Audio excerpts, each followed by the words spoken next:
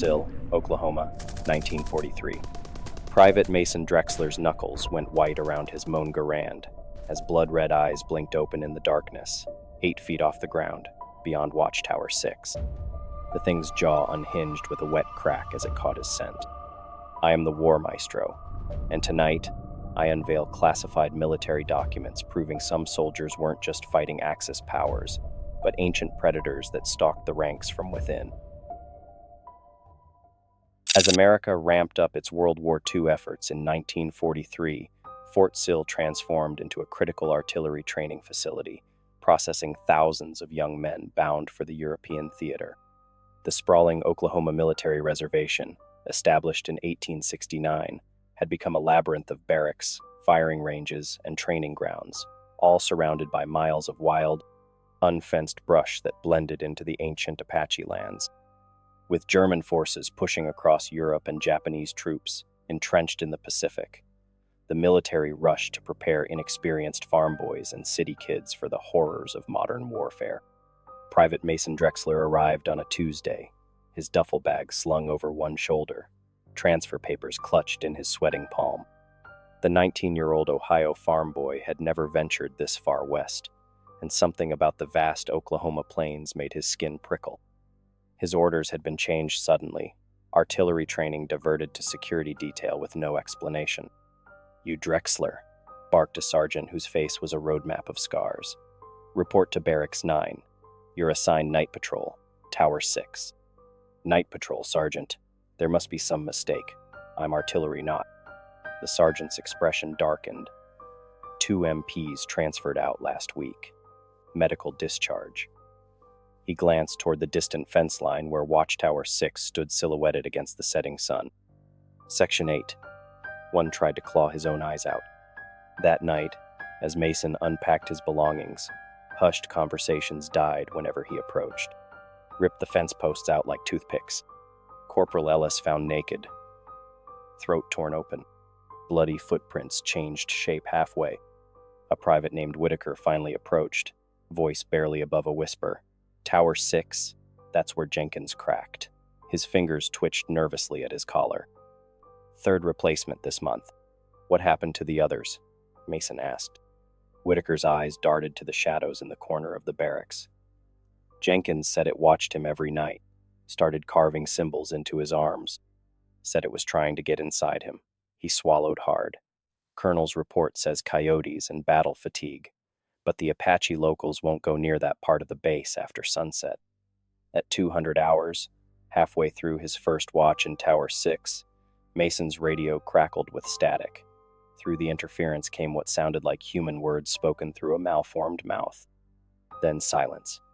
He scanned the perimeter with his spotlight, catching a glimpse of something loping along the fence line on all fours. When it sensed the light, it stood, 8 feet tall, man-shaped but wrong, its joints bent backward as it turned to face the tower. Mason's trembling fingers fumbled for the field telephone as those blood-red eyes locked onto his. When dawn finally broke over Fort Sill, Mason stumbled back to Barracks 9, his uniform damp with cold sweat. The field telephone had remained dead when he'd tried to report what he'd seen, just static and that guttural, inhuman voice whispering through the white noise. "You look like hell, farm boy," remarked Whitaker, eyeing Mason's pale face and trembling hands as he collapsed onto his bunk. "Tower 6 got to you already?" Mason stared at the ceiling, watching shadows play across the wooden beams. "I saw something." The words felt dangerous, as if speaking them aloud made the encounter more real. Standing upright, red eyes, it wasn't human. The barracks fell silent. Then came uncomfortable laughter from several bunks, but it sounded forced, brittle. "Congratulations," said a stocky artillery specialist named Mendoza. "You've met the Lawton Werewolf." "The what?" Mason sat up. "Base ghost story. Every training camp's got one," Mendoza continued, but his casual tone contrasted with the nervous way he glanced toward the windows. "MPs found a dead coyote last month, torn in half. Some say it's a rabid wolf. Others say it's a deserter living in the hills, gone feral." A voice spoke from the shadows by the door. Sergeant Raul Meraz, a combat veteran who'd served in the First World War. The weathered man stepped into the room, his face grave. It's no ghost story, Miraz said quietly, his accent thickening with each word. I've seen it before. France, 1917. Argonne Forest. We called it Le Loup, Garou. Mason felt a chill run down his spine as Miraz pulled up a chair, his dark eyes haunted by memories decades old.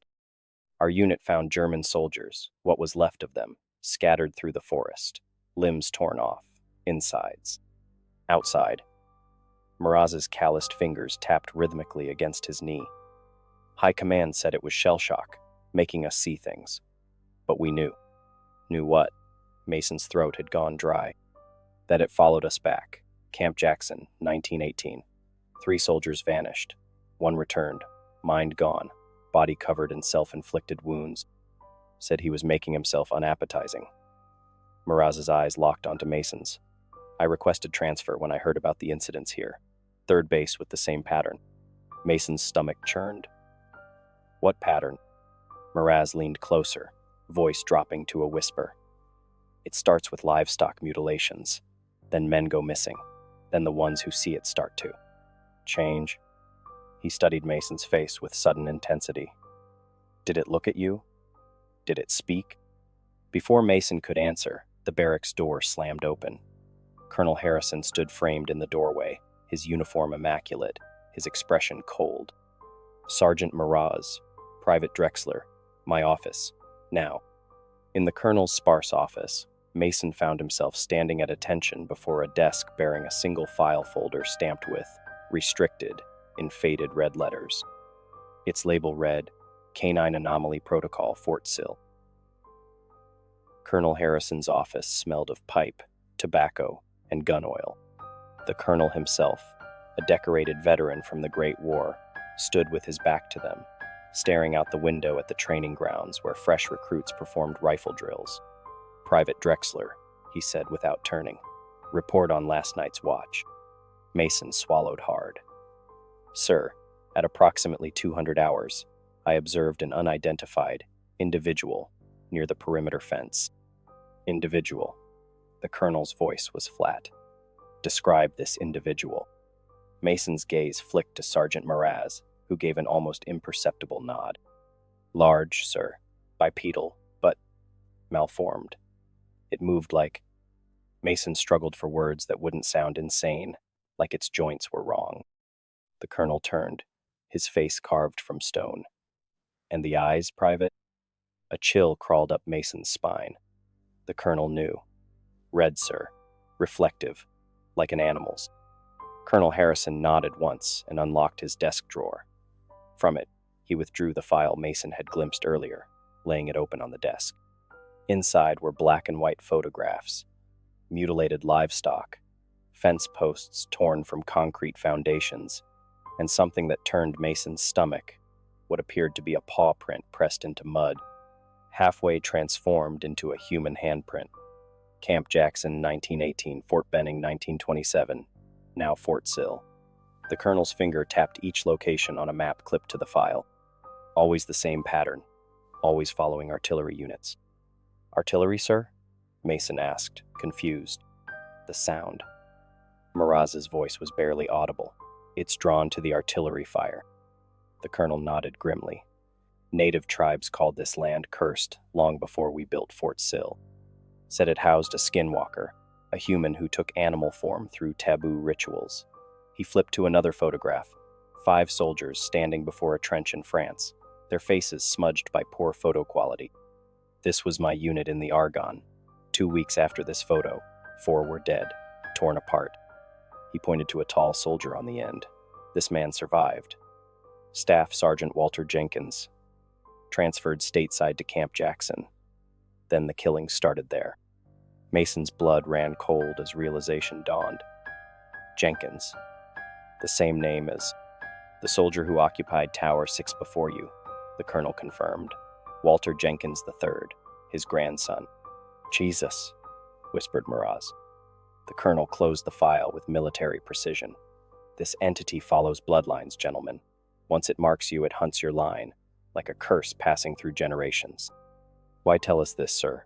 Mason asked, his mouth dry as cotton. Because, Private Drexler, I need bait. The colonel's eyes were flat and pragmatic. And it's already marked you. Mason felt his knees weaken. But sir, this isn't a request, soldier.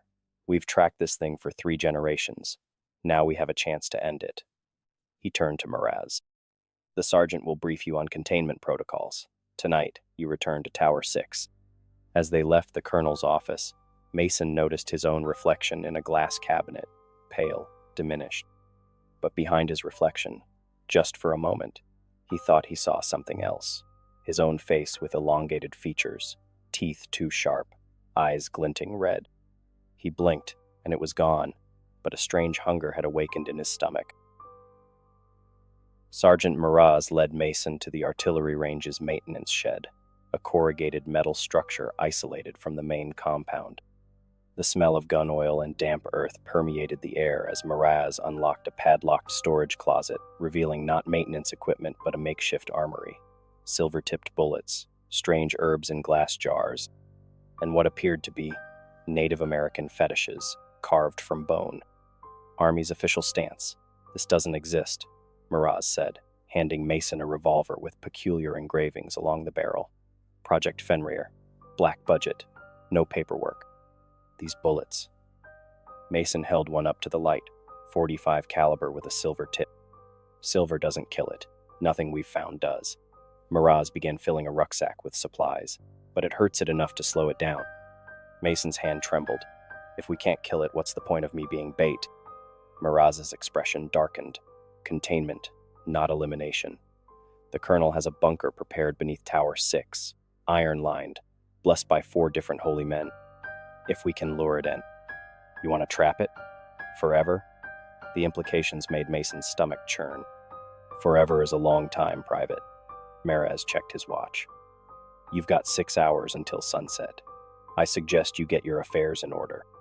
Back in the barracks, Mason found his footlocker open, his belongings disturbed. On his bunk lay his boots, shredded, the leather torn to ribbons.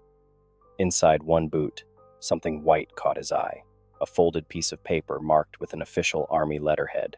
Opening it revealed a psychological evaluation form. Patient, Jenkins, Walter III. Diagnosis: acute lycanthropic delusion. The clinical notes detailed Jenkins' deterioration: self-inflicted claw marks, nocturnal behavior, hypersensitivity to sound and smell, an aversion to his own reflection. Mason's blood ran cold when he read the final notation. Patient scratched, "It's inside me now," into the wall using his fingernails, which had hardened and curved abnormally. Mason rushed to the latrine, suddenly aware of a persistent itch beneath his skin. In the cloudy mirror, his reflection appeared normal, but when he ran his tongue across his teeth, they felt sharper. Was it his imagination? He splashed water on his face, and as the droplets trickled down his skin, he caught a scent that shouldn't have been detectable. Sergeant Mraz had handled these towels 2 days ago. A knock at the door startled him. He turned to find Whitaker standing there, eyes wide with concern. "Mason, you're bleeding." Mason looked down. Blood seeped through his shirt at the forearms. He rolled up his sleeves to find 4 parallel scratches on each arm, perfect claw marks that he had no memory of making. "I need to see the colonel," Mason whispered, panic rising. "He's waiting for you at Tower 6, Whitaker said, backing away slightly. "It's almost sunset. They sent me to find you." As Mason followed Whitaker across the training grounds, he noticed how the smells and sounds of the base had intensified. The sweat of nervous recruits, the distant echo of artillery practice, the heartbeats of the men they passed. Heartbeats. "You're not telling me something," Mason said, grabbing Whitaker's arm. "What happens to the bait in these operations?" Whitaker couldn't meet his eyes. "Jenkins wasn't just marked by it, Mason. He became it. The colonel thinks. They think it's not just hunting your bloodline. It's trying to reproduce."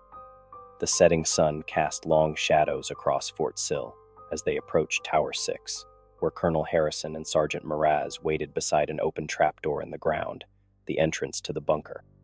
Both men held silver-tipped revolvers at their sides. Mason felt something shift beneath his skin as the last rays of sunlight disappeared behind the Oklahoma plains. "I'm not going in that bunker," Mason said, his voice sounding strange even to his own ears, deeper, with a rasp that hadn't been there before. Colonel Harrison's hand tightened on his revolver.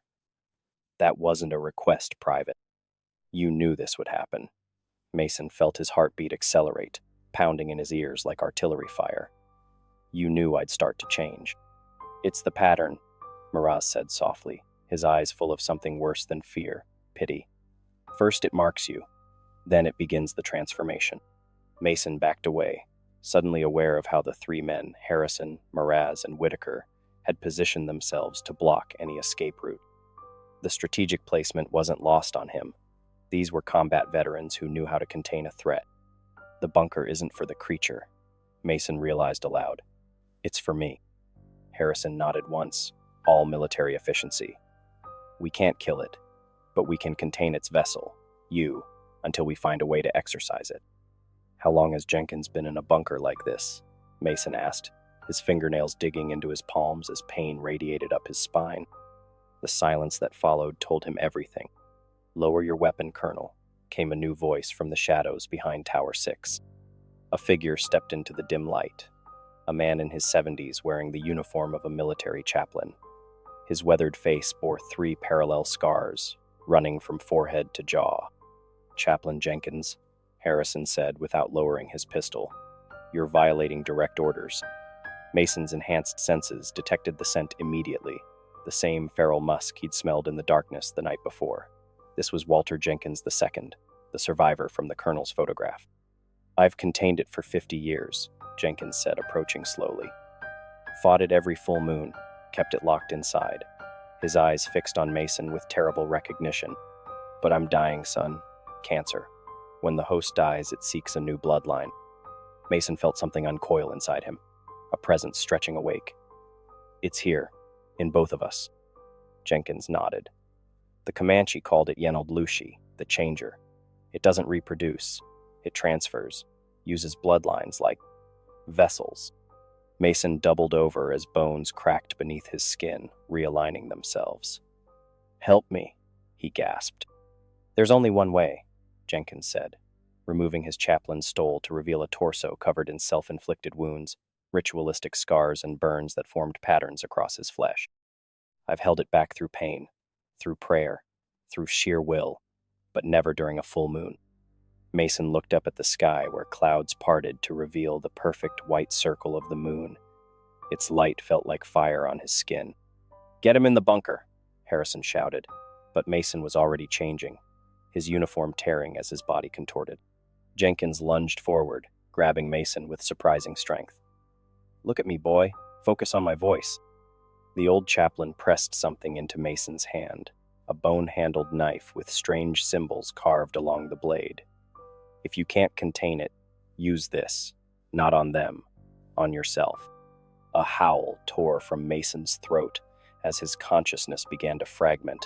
Through his rapidly blurring vision, he saw Harrison and Miraz retreating, dragging a struggling Whitaker with them. They're leaving us, Mason managed through lengthening teeth. No, Jenkins said grimly. They're containing us. 2 hosts, 1 entity, if we're both here when the change completes. Mason understood with sudden, horrible clarity. It can't exist in 2 places at once. Jenkins nodded as moonlight bathed them both. And I'm ready to die. The transformation ripped through them simultaneously, their screams harmonizing into inhuman howls that echoed across the Oklahoma plains. Dawn broke over Fort Sill, painting the sky blood red. Mason awoke naked in the dirt beside Tower 6, his body covered in lacerations and dark, flaking blood. Beside him lay Chaplain Jenkins, or what remained of him. The old man's chest had been torn open, his heart missing, his eyes fixed in an expression of terrible peace. Mason scrambled backward, horror flooding through him as fragmented memories returned. Moonlight, pain, the chaplain's voice trying to guide him through the transformation, and then darkness filled with violence and hunger. He succeeded, came Colonel Harrison's voice. The officer stood several yards away, revolver trained on Mason's head. Behind him, Sergeant Miraz clutched a recorder, the kind used for field documentation. Jenkins contained it within you, sacrificed himself to complete the transfer. Mason looked down at his hands, human again, but stained with Jenkins' blood. I killed him. Not you, Harrison corrected. The entity, and now it's fully inside you. Mason felt it then, a presence coiled within his mind, dormant but aware. It had been fragmented before, split between himself and Jenkins. Now it was whole, watching the world through Mason's eyes. What happens now? Mason whispered. That depends on you, son. Harrison kept the revolver steady. Jenkins fought it for 50 years, kept it contained through sheer willpower. Can you do the same?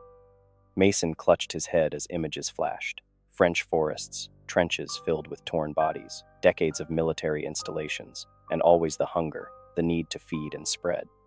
I don't know. Harrison nodded to Miraz, who approached cautiously and placed the recorder on the ground before retreating. We need documentation for those who come after us. Mason understood. This was his final mission, an audio testament, a warning. With trembling hands, he picked up the recorder and pressed the button marked Record. This is Private Mason Drexler, Fort Sill, Oklahoma, October 17, 1943. Final testimony regarding Project Fenrir and the entity known locally as the Lawton Werewolf. His voice sounded hollow in his own ears. I am infected, transformed. The entity transferred fully from Chaplain Walter Jenkins II to me during last night's full moon. He paused, fighting the pressure building behind his eyes. The entity originated in the Argonne Forest during World War I. It's ancient, predating human military conflict, but drawn to the blood and chaos of battlefields, it feeds on violence. Mason's fingernails began to lengthen as he spoke, hardening into points that dug into his palms. I can feel it learning me, my memories, my thoughts. It wants to be deployed to Europe, to the front lines where it can feed on the war. Blood dripped between his fingers as he continued, voice growing raspier. I won't let that happen. Jenkins showed me how to fight it, how to contain it. He glanced at the bone-handled knife lying beside Jenkins' body. There's a bunker beneath Tower 6, iron-lined. If I can't control it, I'll need to be contained there, permanently. The sun climbed higher, but Mason felt cold, a chill emanating from his core. The Apache and Comanche knew about this thing, had rituals to contain skinwalkers. Colonel Harrison has the documentation. Use it for anyone who comes in contact with my blood, my family back home. His voice cracked as he thought of his parents and younger brother in Ohio. Tell them I died in training, a good soldier. Don't let them know what I've become.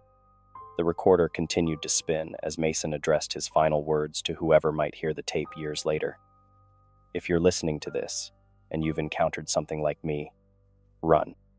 If you've been marked by it, ended the night with blood under your nails that isn't yours, I'm sorry. So damn sorry. Mason set down the recorder, his transformation accelerating as the entity responded to his resistance. He picked up Jenkins' ritual knife, its bone handle warm against his palm. Ready, Private? Harrison asked quietly. Mason nodded, remembering his training, his duty. For God and country, sir. The recorder continued to spin, capturing the sounds of Mason's ragged breathing as his transformation accelerated. Colonel Harrison and Sergeant Miraz retreated to a safe distance, weapons trained on him.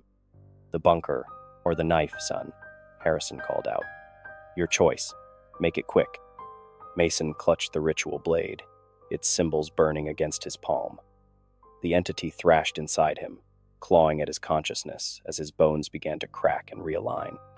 He fought to maintain control, focusing on his training, the discipline drilled into him since basic. I can hold it, Mason gasped, blood trickling from his nose and ears. Long enough to get to the bunker. Harrison nodded to Miraz, who approached the open trapdoor. This way, Private. Quickly now. Mason staggered toward the bunker entrance, each step a battle against the thing trying to take control of his limbs. The narrow metal ladder descended into darkness, the walls of the shaft lined with iron plates, etched with symbols, some military, some ancient. As he climbed down, Mason felt the entity recoil from the metal, shrinking within him. The bunker itself was a concrete box barely large enough for a cot and a small desk. On the walls, someone, Jenkins, he presumed, had carved hundreds of prayers and incantations. A military-issue Bible lay open on the desk beside a leather-bound journal. "We'll seal it from above," Harrison called down. "The air system recycles. Food and water will be lowered weekly." "How long?" Mason asked, his voice distorted by elongating vocal cords. Harrison's expression was grim. "Until we find a permanent solution. Or until you do." His eyes flicked to the knife still in Mason's hand. As the transformation accelerated, Mason lurched toward the desk, grabbing Jenkins' journal with clawed hands. The first entry was dated November 1918. The last, October 16, 1943, yesterday. The trapdoor slammed shut above him, multiple locks engaged. Mason was alone with the entity, and 50 years of Jenkins' documented struggle. The final transformation hit like artillery fire, tearing through his body. Mason screamed, the sound shifting into a howl as his consciousness was pushed down, submerged beneath the ancient hunger of the entity. Hours later, or perhaps days, time had lost meaning. Mason resurfaced in his own mind. He found himself curled in the corner of the bunker, naked and blood-spattered. The cot had been shredded, the walls newly scarred with claw marks atop Jenkins' careful carvings. With trembling hands, he reached for the journal, hoping to find guidance, a way to fight back. As he opened it, a folded paper fell out, military stationery with a brief note in Jenkins' precise handwriting. "It can be weakened. Pain focuses the mind. The knife works, but only if you carve the binding symbols. Page 43. God forgive me for passing this burden to you." Mason turned to page 43, finding detailed drawings of ritualistic scars, the same patterns he'd seen on Jenkins' torso, self-inflicted wounds that somehow contained the entity. On the final page of the journal, Jenkins had written, "The entity feeds on violence, but it can be starved. Isolation, meditation, prayer. I've held it at bay for decades, but cancer is eating me from within. I feel it sensing my weakness, seeking escape. Forgive me, boy. Your bloodline was chosen because of your great uncle who served with me in the Argonne. Blood calls to blood." Mason closed the journal and picked up the ritual knife. He understood now. This was his war, a private, endless battle fought in isolation. Not against Germans or Japanese, but against an ancient evil that had chosen him as its vessel. For 3 nights, he carved Jenkins' symbols into his flesh, screaming through the pain as the entity fought him. On the 4th night, he felt it retreat deeper within him, weakened but not defeated. In the weeks that followed, Mason maintained his military discipline, waking at 600 hours, exercising in the confined space, reading Jenkins' journal cover to cover. He began his own documentation, meticulously recording every technique that seemed to weaken the entity. 3 months into his confinement, the weekly supply drop included a letter addressed to his parents. "Mr. and Mrs. Drexler, it is with deep regret that I inform you of the death of your son, Private Mason Drexler, who died during a training exercise at Fort Sill. He served with distinction and honor." It was signed by Colonel Harrison. Mason was officially dead, listed as AWOL in military records, presumed deserted. Tower 6 was decommissioned a month later, the area declared structurally unsafe. The bunker entrance was concealed beneath a concrete slab, disguised as a foundation for equipment that would never be installed. But in the darkness below, Mason Drexler continued his solitary war against the entity within him. His disappearance became whispered legend among the recruits at Fort Sill, the private who vanished on night patrol, another victim of the Lawton Werewolf.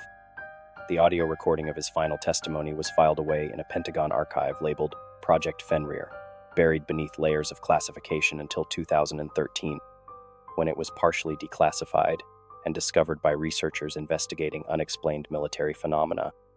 The bunker itself remained sealed until 1967, when construction workers accidentally breached its ceiling. Inside, they found only Jenkins' journal and Mason's extensive notes. Of Mason himself, there was no trace, just a rusted knife with a bone handle and a final journal entry. "It's getting stronger again. I can't stay here. God forgive me for what I must do next." If this declassified file from the War Maestro's archive has left you checking the shadows at night, join our ranks of witnesses by subscribing now. Listen carefully for scratching sounds against your window before hitting that notification bell. You'll want immediate alerts when our next military horror file is unsealed. Share this testimony with fellow horror enthusiasts who understand that the most terrifying predators don't just stalk battlefields, they return home within the men who fought there. Remember, some bloodlines still carry ancient hunters within them, and not every AWOL soldier simply deserted.